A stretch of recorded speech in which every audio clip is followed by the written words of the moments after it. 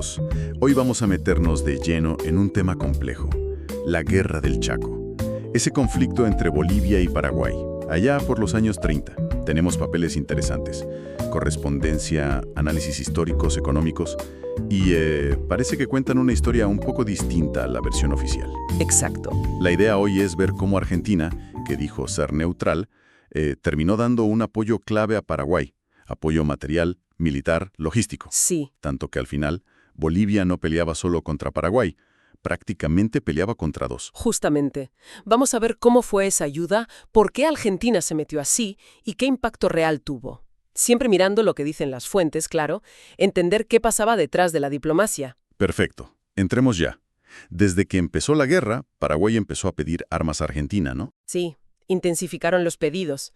Y las fuentes indican que el presidente argentino, Agustín P. Justo, tomó la decisión. Dijo, vamos a ayudar a Paraguay a conseguir suministros. Lo cual era arriesgado, supongo. Bastante. Y lo interesante es cómo se movió gente dentro del gobierno argentino para que esto funcionara. Ministros clave, como el de Guerra, Rodríguez, o el de Marina, Casal. O sea, no fue solo el presidente. No. Ellos facilitaron todo. El transporte de armas, de suministros. A veces, fíjate, usaron barcos de la propia Armada Argentina. Hay testimonios. ¿Ah, sí? Sí, como el del almirante Isaac Rojas. Él contó de entregas secretas de municiones a Paraguay, de noche cerca de Clorinda. Descargaban todo casi a escondidas. Vaya, o sea que estaba bien organizado. ¿Y la ayuda, qué tipo de ayuda era? ¿Solo armas? No, era muy variada. Armas y municiones, sí. A veces las compraban como si fueran para el ejército argentino, para disimular. ¡Qué truco! Pero también ropa. Hay una donación grande de tela caqui, por ejemplo. Tela. Sí, 20.000 metros. Un empresario, Carlos Gilner, la donó. Y también trigo y, muy importante, combustible. Claro, el combustible es vital. ¿Y eso cómo lo manejaban? Ahí entraba YPF, la petrolera estatal argentina. Ellos gestionaban el envío de forma muy discreta. Salía desde arsenales argentinos, a veces usando puertos privados como Puerto Alicia, que era una estancia. Todo muy, digamos, secreto. ¿Y esto siguió incluso después de declararse neutrales oficialmente? Exacto. Argentina declara la neutralidad en mayo del 33, pero los mensajes a Paraguay eran, bueno, en la práctica todo sigue igual. O sea, una neutralidad de palabra. Benévola para Paraguay y estricta para Bolivia. El propio canciller argentino, Saavedra Lamas, aconsejaba discreción total. Vale, entiendo la mecánica. Pero, ¿por qué? ¿Por qué Argentina se arriesgaba tanto con esta ayuda secreta? ¿Qué intereses había? Bueno, ahí está el nudo de la cuestión. Las fuentes señalan una mezcla de motivos muy fuertes. Primero, un tema geoestratégico claro. A ver. Argentina no quería, bajo ningún concepto, que Bolivia consiguiera una salida soberana al río Paraguay. Tenían miedo de que eso cambiara el equilibrio de poder en la cuenca del Plata. ¿Competencia económica, quizás? Sí, y competencia petrolera, que podía amenazar a YPF. Además, pensaban que podía fortalecer a Brasil en la región. Hay registros de que el ministro de Guerra argentino le dijo directamente al embajador paraguayo: no podemos permitir que Bolivia salga al río. Tan directo fue.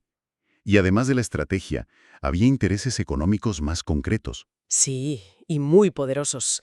Empresas y particulares argentinos tenían muchísimas tierras e inversiones en el Chaco. Quebracho, ganado. La compañía más nombrada es Carlos Casado Ltda. La de Casado. Esa es conocida. Claro. Y aquí las conexiones son, muy directas. El presidente Justo era concuñado del administrador de la empresa, José Casado Sastre. Ah, mira tú, con cuñados. Y el canciller, Saavedra Lamas, había sido abogado de la compañía Casado. Los ferrocarriles de esa empresa fueron vitales, absolutamente vitales, para mover al ejército paraguayo en el Chaco. O sea que el gobierno de Justo estaba protegiendo intereses muy cercanos. Totalmente. Incluso protestaron formalmente cuando Bolivia bombardeó Puerto Casado, que era un puerto industrial de la empresa, pero también una base logística clave para Paraguay. Entiendo. Intereses estratégicos, económicos, conexiones personales.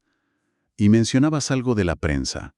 Sí, también había lazos históricos y políticos entre las élites de Argentina y Paraguay, y una campaña muy fuerte en la prensa argentina a favor de Paraguay, que el embajador paraguayo, Rivarola, supo manejar muy bien.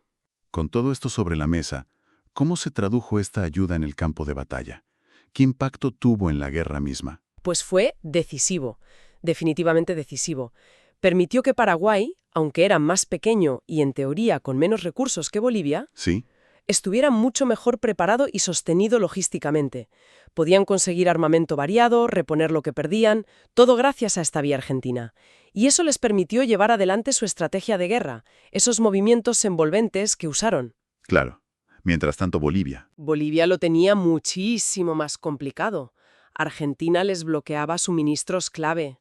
Sus tropas, muchas venían del altiplano, sufrían enormemente con el terreno y el clima del Chaco. Hostil para ellos, ¿sí? Muy hostil.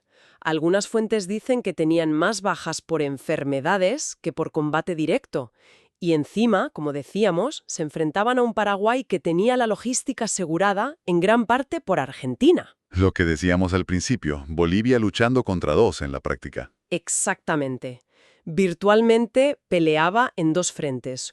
Uno militar directo con Paraguay y otro logístico y material con Argentina. Entonces, si unimos todo lo que hemos visto en las fuentes, ¿la neutralidad argentina fue más bien una fachada diplomática? Parece que sí. La intervención encubierta, que estaba motivada por intereses estratégicos y económicos muy profundos, inclinó la balanza.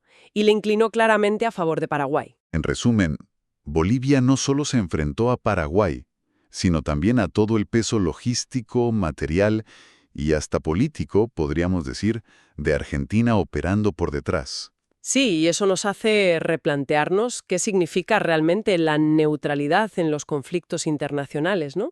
¿Cuáles son los intereses ocultos? Totalmente.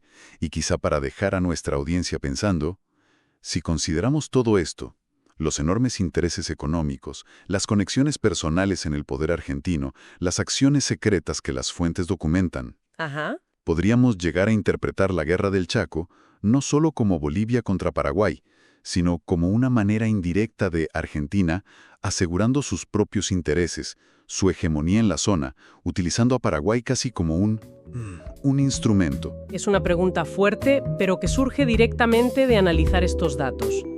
Una forma indirecta de proyectar su poder e intereses. Definitivamente, algo sobre lo que seguir reflexionando.